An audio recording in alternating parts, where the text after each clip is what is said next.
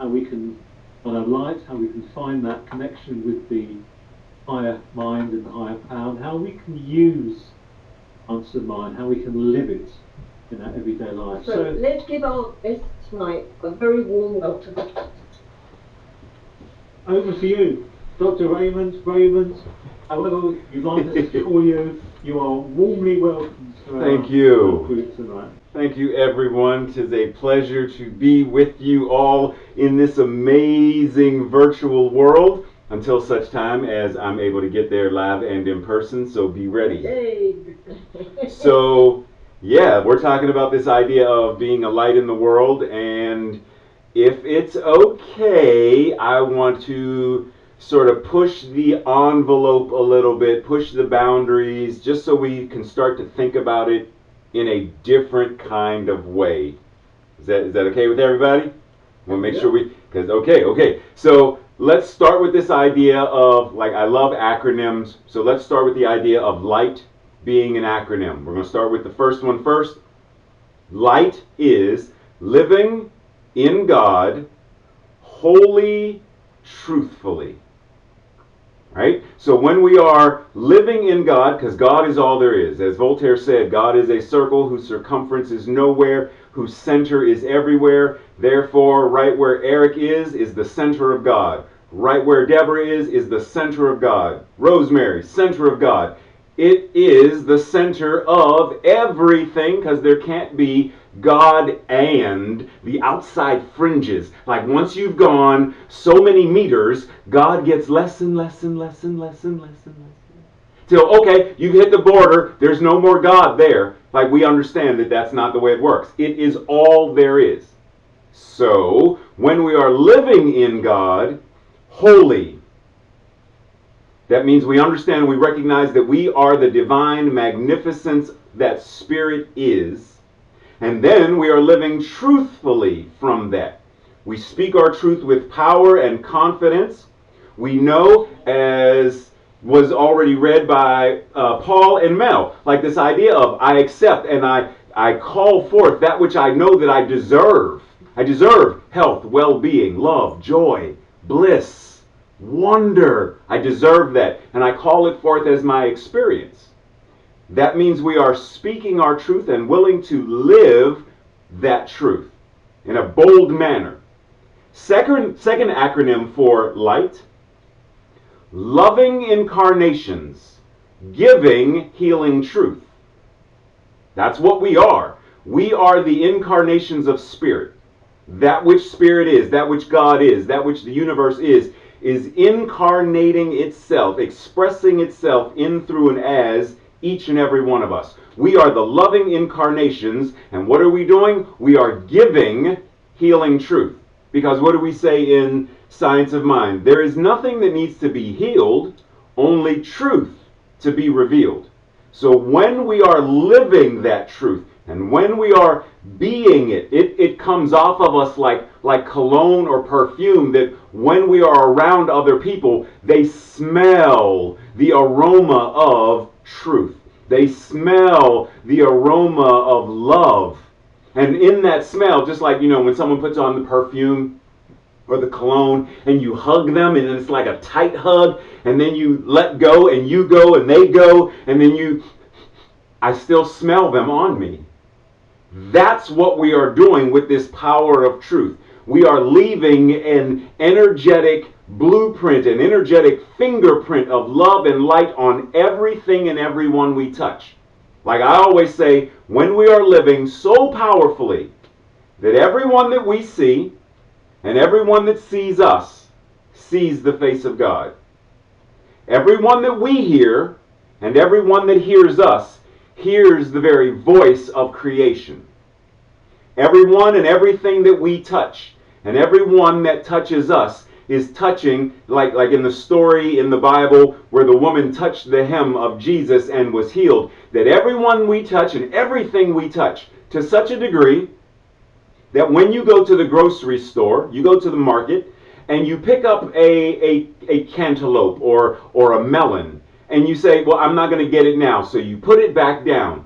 You've touched it and caused it to vibrate in such a way with love that the next person that picks it up and says, I'm going to buy this, something, they feel something because you've left this compassionate, love-filled, light-filled power in everything that you touch. Everywhere that you go, God is. What do they say in unity? Wherever I am, God is, and all is well. Wherever we go, God must be. And we live loving incarnations, giving healing truth. And keep in mind, we understand that you can't give something that you don't already have. David can't give me a pound if he doesn't have it. If he has it, then he can give it. I can't give Deborah love and joy if I don't have it. I can't give Shoshona, like I can't give her, okay, you want some sugar to make a cake. I can't give her the sugar if I don't have the sugar. So the truth that we are giving is the truth of who and what we are, recognizing this power, recognizing this presence that is breathing itself as us. Right? Recognize that. God, Source, Spirit, is breathing itself as us. The divine and holy Ruach, like in the Bible when it says, and God breathed Ruach, the breath of life, into Adam and made Adam a living soul, a living being, that breath is what is breathing us. Because there is no us separate from God. There is only that which God is. What does Ernest Holmes say? God in me, as me, is me. So if we're going to talk about light, however, we should probably also engage the conversation and talk about the darkness. So normally, when we speak of darkness, we know we're talking about things that are non-life affirming. We're talking about things like war. We're talking about things like terrorism. We're talking about things like trauma and murder and rape. We're talking about those things typically. But there are times when we talk about the darkness or negativity, and it's so intangible that sometimes we glaze over it and we forget, for linguistic convenience, that in a yin-yang, the yin is also the negative. The yin, the dark side, is also the darkness. And that darkness and that negativity is not bad. So sometimes we put it all into one basket as if all darkness, all shadow, and all negativity is to be avoided. But in a yin-yang, yin being the negative, yang being the positive, in order for a battery to have power, it needs both the positive and negative charge. That means the negative in that context is not bad. The darkness of yin is the feminine. It is the intuitive. That is not bad. So when we speak about this, let us once again be clear in what we are referring to when we say darkness, when we say negativity, when we say shadow. Because with the shadow, an artist, and raise your hand if you're an artist, like you draw, you paint, or you know someone who draws or paints. So artists know that you need shading to make a two-dimensional image look three-dimensional. You need the shadow. You need the darkness to give depth to the artwork. So once again, the shadow is not to be denied. It is not to be repressed or suppressed. But we do want to clarify when we say darkness or shadow or negativity. Just so, one, we are clear in what we are anchoring in our consciousness, in our words, in our feelings, and in our actions, but how we are showing up. Because if Deborah were to come to me and say, so Reverend Ray, this is what's going on in my life. And I say, well, you do know that any negativity in your life must be in your consciousness or it wouldn't show up. what I am now doing is one, shaming her and blaming her and guilting her into, well, if bad stuff is happening in my life, Reverend Ray said it must be my fault because no. But that's what happens when we leave it as such a huge concept rather than saying, when we are talking about it, this is what we are referring to. Those things that are not life affirming, they are not love affirming, they are not God affirming. War is not this. War is what we are dissolving by shining our light. Rape and harm and trauma is what we are dissolving when we are shining our light. Because if we were shining our light, in all honesty, so brightly that that's all that there was, we wouldn't be able to see anything. It would be like looking at the sun and like, oh, I can't see. I wouldn't be able to see your lovely faces. So we understand that there is a balance between both and. Viktor Frankl said, that which is to give light must endure burning. Okay, so we're going to give our light. That which is to give its light must endure burning. So, okay, I got you, Victor. Okay, I hear you. So then what does it mean for us to burn? What does it mean for us to burn so we can give our light? It means to be passionate. Are we passionate about life? Are we passionate about friends and family and community? Are we passionate about being wealthy and healthy? Are we passionate about that?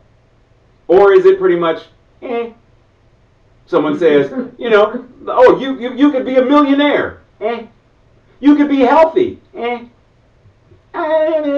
okay. I mean, if you give me $1, fine. If you don't, it's okay. I'm used to just getting by. I'm used to robbing from Peter to pay Paul, and I'm used to working 19 jobs just to make ends meet. Are we living a life of and blah? A life of mediocrity? Because if what we are recognizing is that we are spirit, we are God, then the words of Jesus, Yeshua, when he said, I came that you may have life and have it abundantly. Are we passionate about abundant? This and more. So that when we ground and anchor in prayer, knowing Deborah's absolute health and well-being for her knee, we anchor and ground and know that from the top of her head to the soles of her feet, she is and must be absolute wellness. Must be. Every cell of her body must be vibrating with the healing energy of spirit. Must be. That when she is up and moving with ease and grace, do we say, oh, now we can stop praying? No, we say this and even more. Because each of us is in expression, the infinite I am that is ever becoming more and more and more. God is ever evolving consciousness, ever evolving consciousness. God is always more and more and more and not, well, let's wait a minute, let's just get small. Let's shrink, let's play small, let's dim our light. Spirit is all about yes, this and so much more. So are we passionate? Burning also means that we move with integrity. When we say our word, are we good for our word? When we say yes, people know it means yes. When we say no, it means no. It is a sacred no. Yes doesn't mean maybe, and no doesn't mean maybe. And when I give my yes means yes. You can trust. You can take it to the bank. When I say no, it is a respectable no. No doesn't mean no to you, Eric, because I don't want to help you. No simply means in this moment right now, it is not for my highest and best. But when you ask me next month, that no could very well be a yes, because things have shifted. But it is a holy and sacred no. So with integrity I walk, and people know that they can trust that. We burn with love. We burn with compassion. We burn with authenticity. That people know that when I am in the presence of Maurice, that I'm not going to be like, hey, and I wear a mask, and, but this isn't the real me. This is just the fake me that I want you to think, because I want you to think everything is great. But behind the mask, it's, oh my goodness, it is a Shakespearean tragedy. But I put the mask on because I want you to think everything's great, even though it's not. That's not authenticity. That's not transparency. That's fake. And nothing about God is fake. Nothing about God is fake to the degree when someone says things like, a world that works for all, war. Right now, in our mind, we can conceptualize the idea. We can imagine the idea of a world without war. Is that imagined idea false or fake? No. There is only one mind, and that mind is God. That mind is my mind right now. That mind is Rosemary's mind right now. That mind is Paul and Mel's mind right now. There is only one mind. So the moment any of us says in our mind, a world that works for all, a world without war, in the mind of God, it is fully formed and fully functioning as answered prayer. Question is, are we now willing to walk in alignment with that answered prayer? That's also being in integrity. And then lastly, burning also means to be transparent. What you see is what you get. I have no reason to lie or be false or be fake. I am completely and totally an honest and open book. Are we willing, or do we have secrets that we can't let people know? Because if they really knew who we were, if they really knew, the things that we have done, they wouldn't want to be our friends. They wouldn't want us to, because we're bad people. No, we are not bad people. We are people who may have made mistakes, but we, in and of ourselves, are divine, illuminated, powerful beings. That when we walk that walk, even someone who has done the most heinous things can change their mind, change their life, and live and walk a different path. How many of us, like I have, my oldest son he goes to AA, and he's involved in Alcoholics Anonymous, and he's been drinking for years and used to do cocaine and all kind of stuff. But right now, he is on the path of healing. Do I say, well, Kenny, you're a bad person because you used to drink? And even if he drinks today, do I say, you are such a horrible person because you're drinking? Or do I love him and say, right now you made a choice that is not in your highest and best, but I am going to know, I am going to affirm, I am going to declare that in your next choice, in your next breath, that your health and well-being is what you choose? Or do I judge him and criticize him?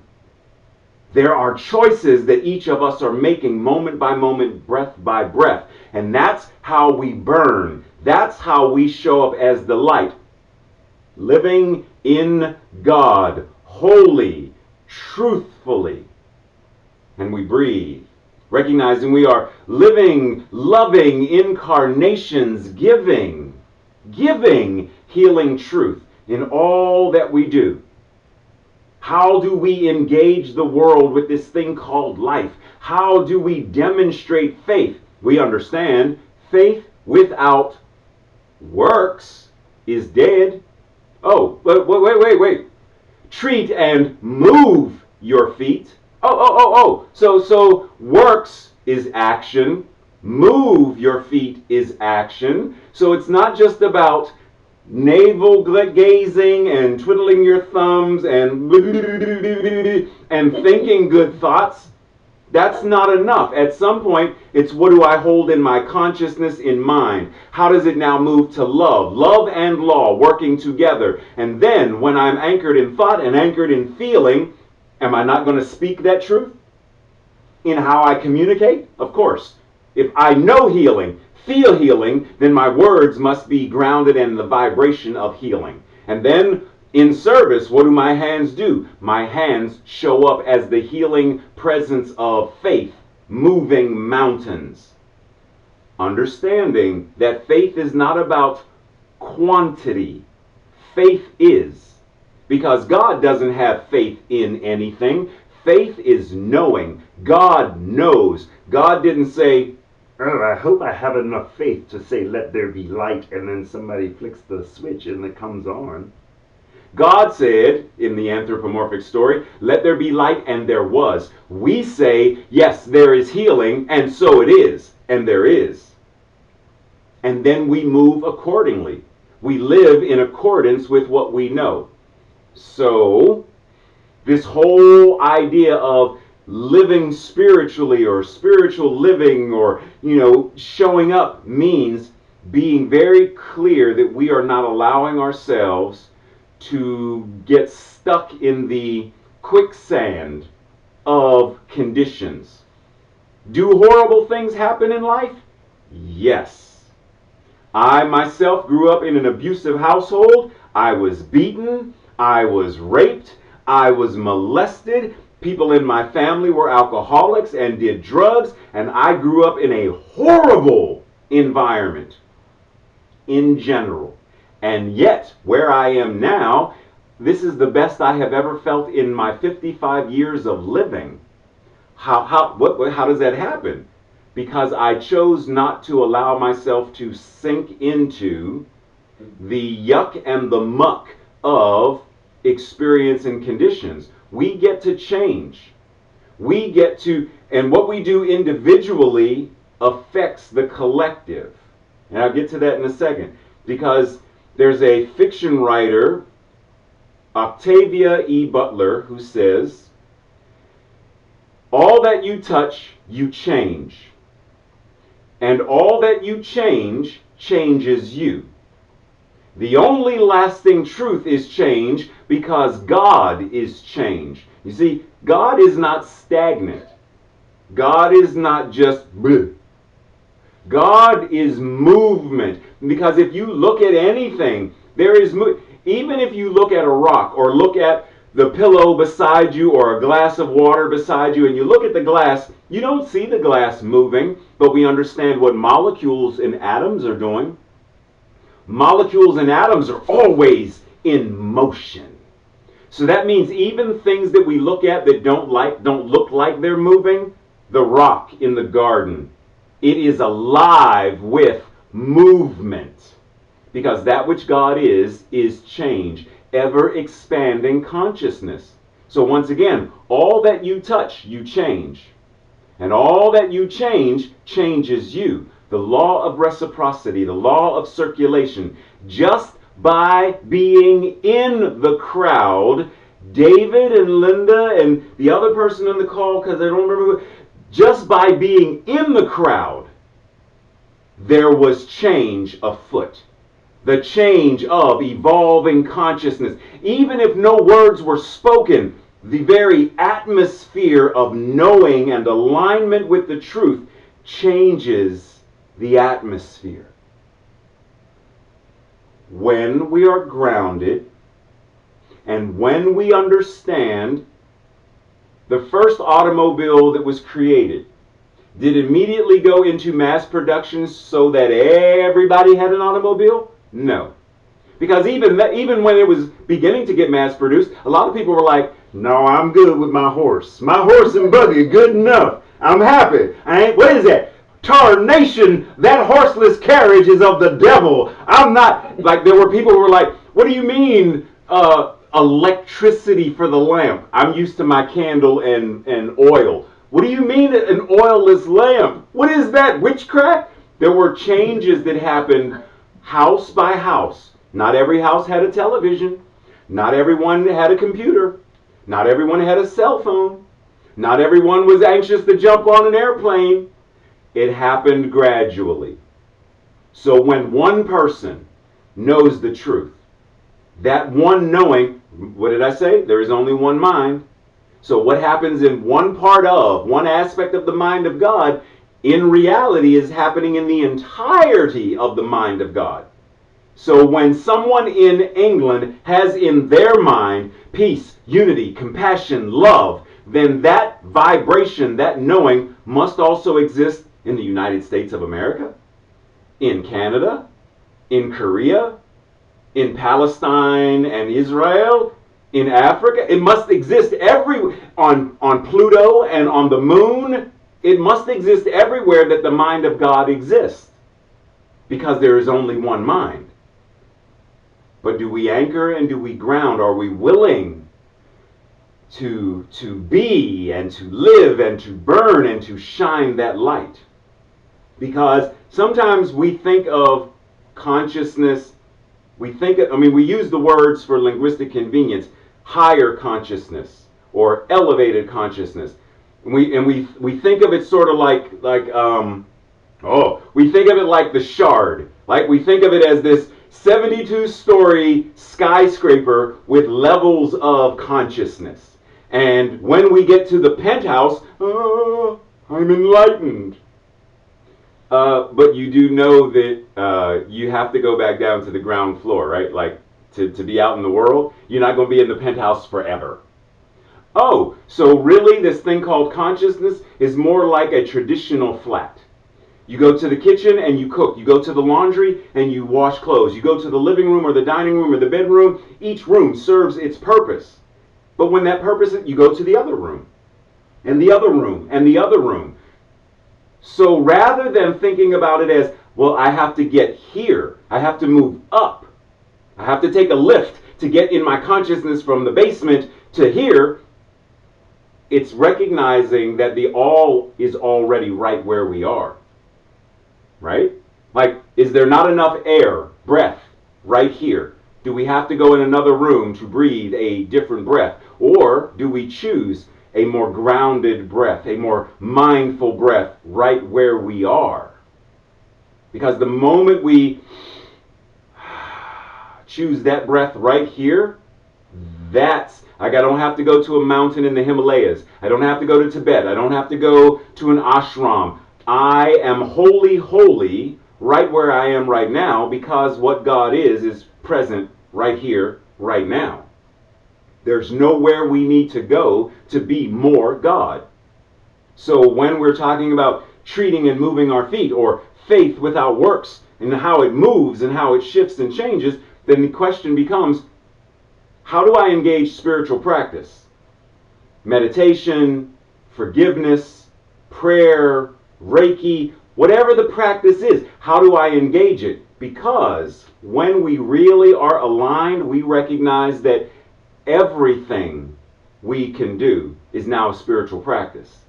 When you're washing the dishes, it's a spiritual practice. When you are grounded and anchored in knowing that what is this? This is God washing dishes. This is spirit, this is love, and I wash the dishes with love and joy and compassion. How we wash clothes or walk the dog, how we have dinner, how we make dinner. Do we make dinner with frustration, like, I'm so angry at work that I'm chopping up the carrots with anger? Meaning I'm now putting the vibration of anger into the carrots, and then when I feed the family, I'm wondering why they're now mad. Because I just imbued the food with my frustration. But when I breathe, release, relax, and chop with love, I'm giving my family love, I'm giving them joy, I'm giving them health, then the vibration of the food changes. It's in the same way that Dr. Emoto Musaru would talk about changing the vibration of water. Well, water is in the carrot as well. So how are we changing that vibration? Everything, our job, our relationships, it's all spiritual practice. And real quick, one word about forgiveness. We don't think about forgiveness in this way, and I often remind people, forgiveness is like being bitten by a snake. When the venom is in you, it doesn't matter what you do to the snake. You can throw it 100 yards away, you can chop it up, you can set it on fire. It doesn't matter what you do to the snake. Where is the venom? The venom is in you. Forgiveness is about getting the venom out of you. It's not about absolving, it's about getting the venom out of you. It doesn't mean being their friend, it means getting the venom out of you. Getting the poison out of you is what forgiveness is. And being clear, a clear vessel for what it means to be life-affirming. To such a degree that we understand that racism, colorism, sexism, homophobia, all that stuff right now is dissolving because we are grounded and anchored in knowing what truth is. Right now, everybody on this call, whether it's individual or someone you know who is experiencing some kind of health challenge or something, we know that that must also be dissolving to give replacement with the truth of our being, whole, perfect, and complete. That truth must be what is now rising, so that from the top of our heads to the soles of our feet, we understand that it's all God and it's all good. From the surface of our skin to the deepest particles of atoms and molecules, quantum particles and waves, that it's all love making itself flesh as our lives. Because when we surrender to that and move from that, then, yes, we are shining our light so powerfully and so brightly that all of those things that I named, war and rumors of war and gossip and trauma and oppression, all of that stuff no longer finds the soil of consciousness, a place where those seeds will take root and those seeds fade away. Because now what we are planting in the seed, in the soil of consciousness, is love and unity and peace and wonder and blessings the world over. That's what we are sowing in how we show up and how we shine our light so brightly.